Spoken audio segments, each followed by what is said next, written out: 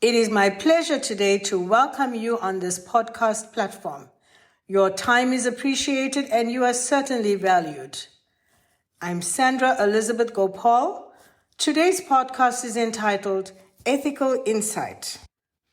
So you're probably wondering, what is ethical insight?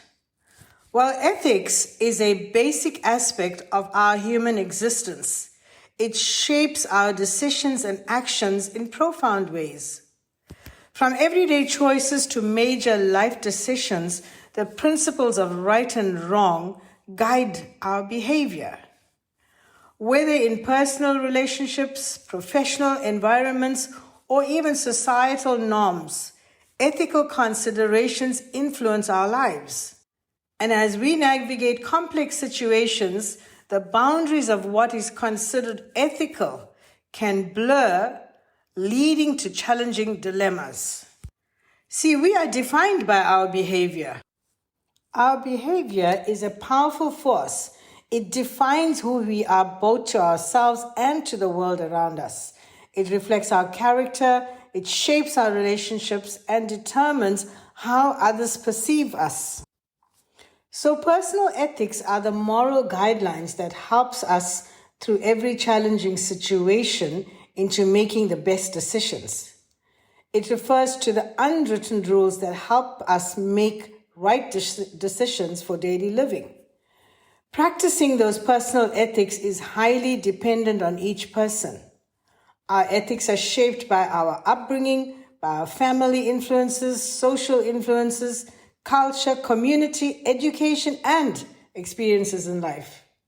So ethics are principles that serve as a guiding light in our pathways that enable us to distinguish between what is right and wrong. Ethics is the internal compass that every individual possesses. It is a practical undertaking that forms the decisions that we make. So we become accountable for our decisions. It is the directional tool that guides every individual for both your personal and professional use. Now, each person's ethics varies. Our actions reflect our moral beliefs. Have you ever been faced with a time when a cashier at a store gave you extra change? Would you return the extra cash or would you find an excuse to keep it?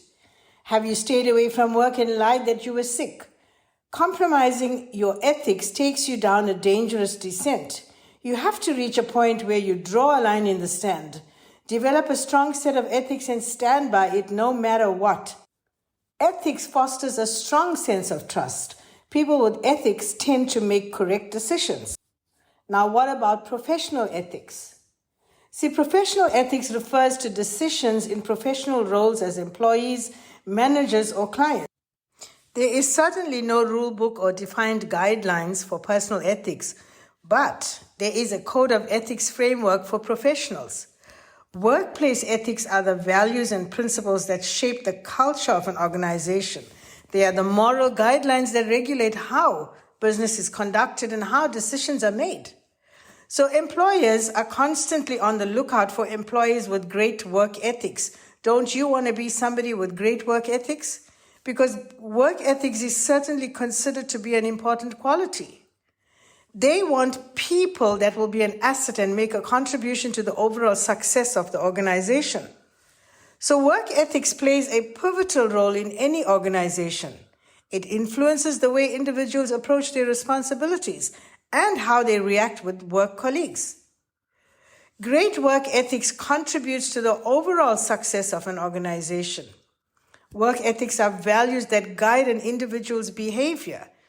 These ethics help to ensure that the employees act in a way that is consistent with the company's values and standards. Work ethics provides a level of trust between the employer and the employee. They also help to create a positive work culture where employees feel respected and valued. So having a strong work ethic is an indication of a very high level of passion for one's job or work. A person with a poor work ethic demonstrates a lack of respect and professionalism for the job. How often do you come into contact with people with poor work ethic? How often does it annoy you that they have poor work ethic? So upholding strong work ethics is essential for success. People with a strong work ethic are the first to get to their place of employment. They're the last to leave. They strive for excellence. They are proactive. They are well organized. They take pride in whatever they do. It is their lifestyle. They present themselves as professionals, and their work speaks for itself. They are very academically driven. They read, and continue to educate themselves and raise the level of their intelligence. Their drive for success pushes them to achieve. They set goals and they meet those goals. They are highly driven and far exceed expectations. They are the ideal employees that any organization would want. They far exceed their colleagues in achieving company goals. They are highly motivated and they lead by example. They support the culture of the organization. So what do you think happens? See, they become the first choice candidates for promotion. They represent a polished image for their organization. They put their organizations before other things. They are great at prioritizing work. They live well-balanced lives. They are well known for efficiency and expediency. How about people with poor work ethic? People with poor work ethic are easy to identify. They are never punctual. They are mostly incompetent. They have a poor attitude and are simply lazy. They never rise up the corporate ladder. They are happy to lay in comfort zone. They lack team spirit. They expect others to do their work. They lack motivation and they can cause losses in organizations. They have a tendency to procrastinate. They are the greatest complainers. They carry negativity and are generally unreliable. They lack respect for their fellow workers. They have excuses for everything. So stop for a minute and think, who would you prefer to have around you? People with great work ethic or people with poor work ethic? Let's look at the foundation of ethics. Work ethic is built on the fundamental elements which set the way for a productive and successful work environment. They are integrity, responsibility, quality, discipline, and teamwork. Let's look at integrity. What is integrity? Integrity is simply doing what is right even when nobody is watching. The key words are reliability, honesty, and ethics. Number 2 is responsibility.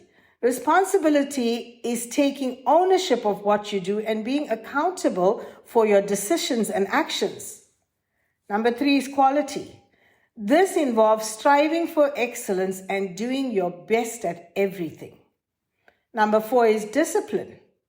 Discipline is something you do for yourself. It is about giving total commitment in trying to achieve goals. And lastly, teamwork. Teamwork is dream work. We hear that statement all the time. It involves being cooperative and working effectively with others to achieve common goals. What are the poor work ethics that we should avoid? Number 1, procrastination. You have to manage your time effectively, avoid putting off tasks for later time frames. It results in rushed and poor results. So learn to prioritize tasks. Number 2 is destructive behavior. It hinders productivity. Number 3, dishonesty. Engaging in dishonest behavior has a negative impact on relationships, so you need to ensure that you walk in integrity. Number 4, failure to collaborate. Working in isolation hinders team spirit, so avoid being inefficient as it results in losses. Number 5, lack of accountability. Acknowledge errors, learn from them, and work towards improving the areas that require attention. Number 6, lack of initiative. Look for opportunities to contribute beyond your basic responsibility. Number 7, pessimistic behavior. Strive to maintain a positive attitude and address concerns constructively. Number 8, passiveness. Avoid being apathetic as it is of no benefit. Number 9, poor attendance. Late coming, taking excessive breaks, or frequently calling in sick without valid reasons disrupts the workflow. So focus on being punctual and responsible. Number 10, poor communication. Communication is essential in any organization, so make an effort to keep your colleagues informed. Number 11, poor time management. Poor time management leads to decreased productivity. Develop and work hard at time management skills in order to meet expectations. Number 12, resistance to change. Refusing to adapt to new technologies, methodologies, or changes in the workplace can hinder personal and organizational growth. So embrace change and demonstrate adaptability. Number 13, unprofessional conduct. Always engage in professional behavior. You see, malicious speech against others causes harm to the workplace atmosphere. Number 14, time thieves. Refrain from using work hours to attend to your personal issues. Stay focused on the job. Number 15, unreliability. Unreliability causes distrust. Make an attempt to fulfill your obligations to the best of your ability. Poor work ethics must be avoided. So let's look at strong work ethics that we can develop. Number 1, persistence. Be persistent when tasks seem difficult. Number 2, dedication. Dedicate yourself to being committed and following through with deadlines and tasks. Number 3, discipline. Be disciplined and ensure that you finish well. Number 4, productivity. Meet goals and remain productive. Number 5, professionalism. Always strive to maintain a professional attitude irrespective of your circumstances. It influences how you represent an organization. Number 6, determination. Make every attempt to be successful and achieve or exceed goals set. Number 7, responsibility. Take ownership of tasks, meet deadlines, and deliver quality work. It contributes to the efficiency and effectiveness of the entire team. Number 8, adaptability. Be open to new ideas, technologies, and methodologies. Embrace change and seek opportunities for learning and growth. Number 9, communication. Clear communication ensures that information is conveyed accurately. It minimizes misunderstandings and promotes a harmonious workplace. Number 10, teamwork. Demonstrate your team spirit by doing your part and assisting your co-workers. Individuals with strong work ethics actively contribute to team effort. They support their colleagues to achieve common goals. Number 11 is initiative. Taking initiative demonstrates your commitment to the organization's success. Number 12, respect. Show respect for colleagues, superiors, and subordinates. Respecting diversity and treating others with courtesy contributes to a positive work environment. Number 13, efficiency. Manage your time effectively. Prioritize tasks and ensure efficiency. It will contribute to the success of the organization and the team. Number 14, lifelong learning. You have to commit to continuous learning. You have to work hard on your skills development and always stay ahead of industry trends. Number 15, dependability. Other people rely on individuals to fulfill their commitments. So be the one who is reliable so that people have great confidence in you. Number 16, adherence to policies. Always maintain and adhere to organizational policies, industry regulations, and legal standards. That demonstrates showing respect for the overall well-being of the organization. 17, conflict resolution. You have to approach conflicts constructively. You have to find solutions through open communication. Number 18, resilience. Maintain your resilience. Bounce back from setbacks and challenges. Learn from failures because setbacks are just great opportunities. Number 19, cultural sensitivity. Embrace cultural sensitivity as it contributes to a harmonious workplace. It is so important to respect different perspectives since everyone should feel valued. Number 20, achievements. Acknowledging the achievements of yourself and others is part of a positive work ethic. You have to recognize and celebrate success, whether it is big or small. It certainly motivates individuals to strive for excellence. So as you can see, workplace ethics are essential in every organization. Employers have a higher expectation for their employees, including entry-level persons. Ethics keeps everyone accountable and creates a secure boundary for employees. Everyone, including management, employees, and consumers, benefit from it.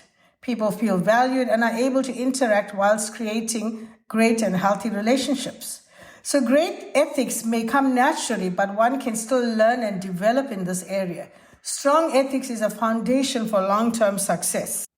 In wrapping up this podcast, I want to say, whether it is personal ethics or professional ethics, ethics still refers to the principles or standards that guide individuals and groups in determining what is right and wrong behavior. It is about the moral values and rules that govern how people should act in various situations. It influences decisions and actions to align with what is considered morally good, just, and proper. So as I come to the conclusion of this podcast, I want to encourage you to write to us. We would love to hear your comments and suggestions, including topics that you would like us to speak on. Email us on support@leadingauthority.co.za. Have a super blessed week ahead.